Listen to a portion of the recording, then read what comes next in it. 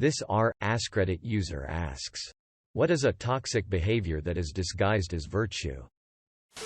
Toxic positivity, i.e., people who try to find the good in everything. There's a lot to be said for having a positive outlook, but it quickly becomes toxic when you start defending abusers. I'm sure your parents still loved you in their own way. Or trivializing people's sadness. So you got fired, it just means you get to pursue a new opportunity. Sometimes the appropriate answer to a situation is to just acknowledge that things suck. Sometimes people just need to vent. They don't want a solution. They don't want you to tell them it will be alright. They just want to release the tension in their chest by venting to you and hear you say, yeah.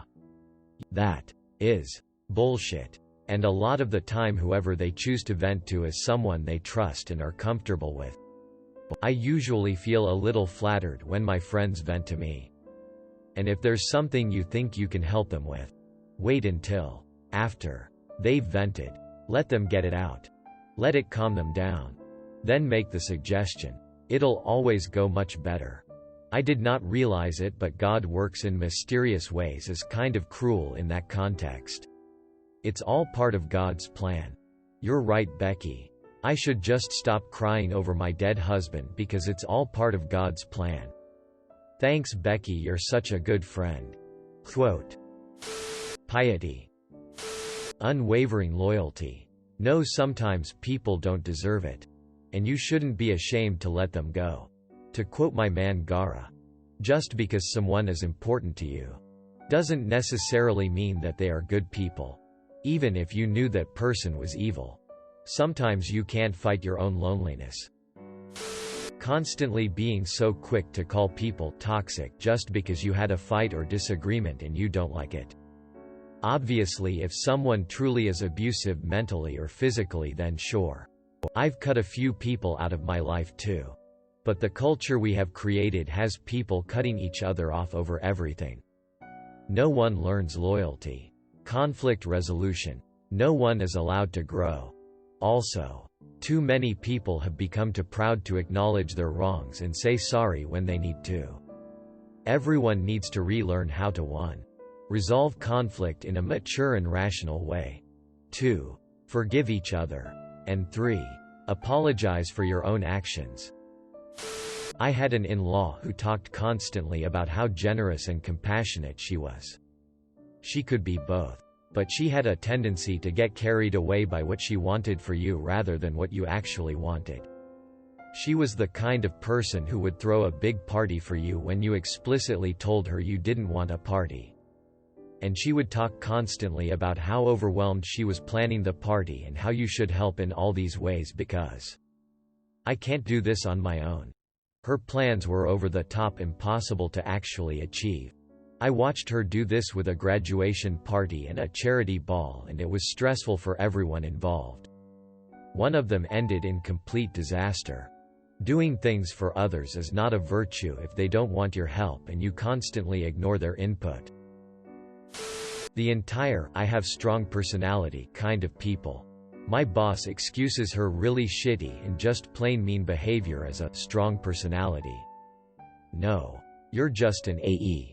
And then when they follow that up with "people either love me or hate me," you know that it is heavily weighted to the hate side. Overprotectiveness. Not the general caring, protecting someone. But a lot of people seem to think it's so adorable when someone is super overprotective over someone else. I am not weak. I can do things by myself just fine. Thanks.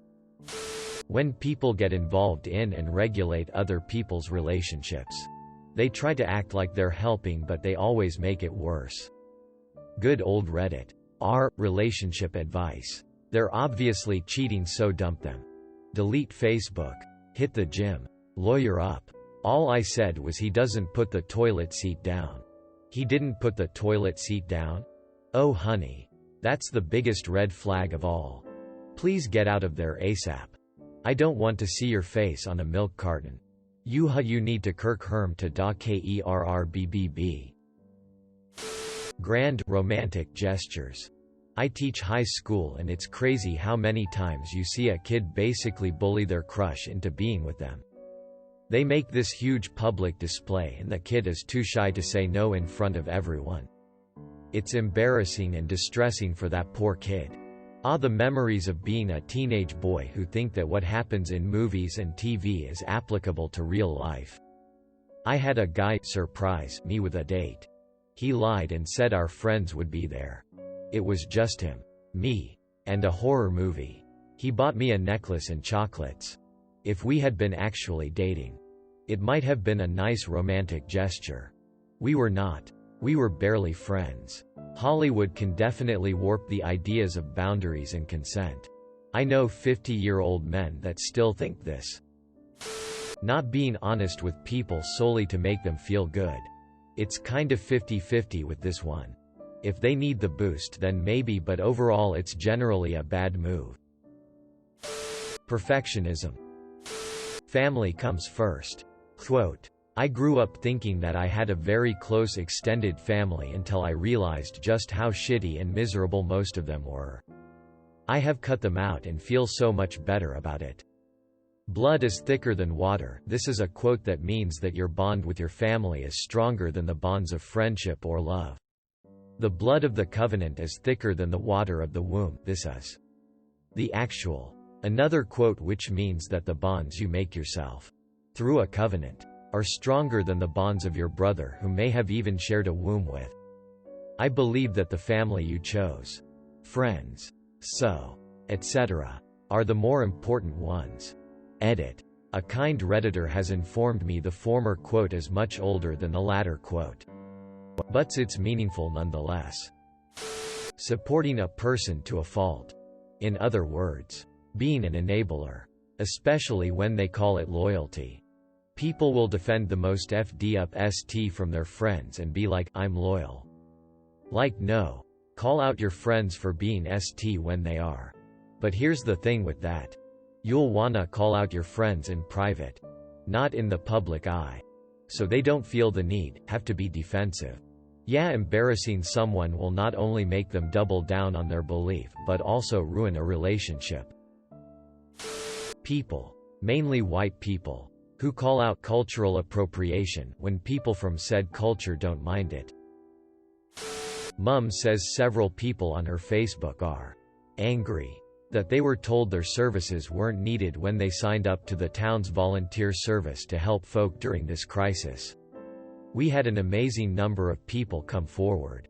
They're mad because they want to help and do their bit, and honestly she realized so many of them are the ones who do charity drives and stuff like that just to show off how much of a #good person they are and to have others praise them for being a #good person. The ones we know who are helping are getting on and doing it. Odd picture or post, but certainly not what these people would be doing. This weirdly applies to the service industry as well. People will literally, as in actually, throw money at us. Throw tips at baristas to prove they're a #good person after just belittling us. They get angry when we say at our store we can't accept tips. Because how are they supposed to get their good person fix now? It's so weird and gross. While I feel you there with people who just harassed you, I get genuinely angry with places that either forbid staff to take tips or collect the tip money. Especially when the place is the only restaurant in the neighborhood where you can get lunch during work and the ladies are really amazing at their job. My ex was like this and tried to make me feel like ST because he wouldn't see or hear about my good deeds. People who record themselves doing something nice for someone in need. I'm all for helping people, but the minute you bring your own camera crew it loses all meaning. Overstudying, overburdening, and excessive academic anxiety, self-doubt does not make for a dedicated pupil, but an unbalanced and miserable human being. This is so common in Asia, the whole competitive environment of who's studying more and getting better grades. The whole, my BF has to pay for everything, I shouldn't have to touch my wallet in a relationship, it's toxic ASF. Continues the cycle of dependent women and totally not cute. Toxic AS mothers even teach this to their daughters as some sort of behavior to go by. I have a friend who would always tell me that if her boyfriend doesn't pay for everything, go out of his way to make sure she has everything she could ever want, etc. That he's not worth it. Like, sure, your boyfriend should do nice things like go out of his way to help you every once in a while, but his life shouldn't revolve around you. He's a person too. People that expect to be treated like a god confuse me. The phrase gets thrown around a lot, but a good social distance can be the key to a great relationship. You're two people who have chosen to navigate life together, not one person with two social security numbers. Believing in things without evidence, or in spite of evidence to the contrary. When we see blind belief and faith as a virtue and an indication of goodness and innocence rather than as a ridiculous refusal to acknowledge or value reality. This is a problem. People saying they did stuff that directly affects us without our permission for looking after your best interests. I'm not good with computers. Being technologically illiterate is not something to be proud of, especially when your job requires daily use of a computer. My husband is a SYS admin and deals with these idiots daily. They're all 45 plus and actively refuse to learn. He doesn't mind explaining something for the 10th time. But there are several people who literally refuse to learn. He had to show someone how to copy and paste last week. Again. For like the 3rd time that week. She's been there for like 20 freaking years. All her work is done by other people because she doesn't know how. She's just on her phone on Facebook all day. Why she hasn't been fired I have no idea. Probably because senior admin is much the same when it comes to tech illiteracy. They're totally willing to learn new stuff on their damned iPhone, but God forbid you ask them to send a coherent email that isn't. Halp. Ebto's workening GSS. He gets a few of those a day. He can't help you if you can't even communicate effectively. Then they demand to be called to be walked through every single step. So they can complain and berate him because everything is his fault because computer. He's working from home right now and I think I hate his coworkers more than he does. People who sound proud to not know how to do a task act this way because they would rather someone else do it. Sheer laziness. I would do the laundry but you're so much better at it. I might mess something up and I suck at folding. My mother had to deal with someone like this at work. Eventually she cracked it, said, if you can work Facebook, Amazon and eBay, you can work the computer. Type the stuff in, and the computer will do it for you. If you can't, it'll have your P45 to you within 3 days. I never done learned those computer things. Being ignorant is not something to be proud of. At least blush and bow your head in shame when you say that. My 6-year-old can copy and paste. Speaking one's truth. It's really just an excuse for people to say whatever they want. Whenever they want. Without consequences. That phrase alone makes me so angry when I hear it. Corporate passive-aggressive behavior. Yes. You're saying all the right things and everything checks out if read back on a transcript. But you and I both know you've simply found a way to abuse the rules for your own gain. My last boss was like this. She would even brag about ways she got away with it in the past. She loved to manipulate and belittle people, and this was her favorite way of doing it. What's worse is so many people could see through it, but technically she didn't do anything wrong, so she had no consequences.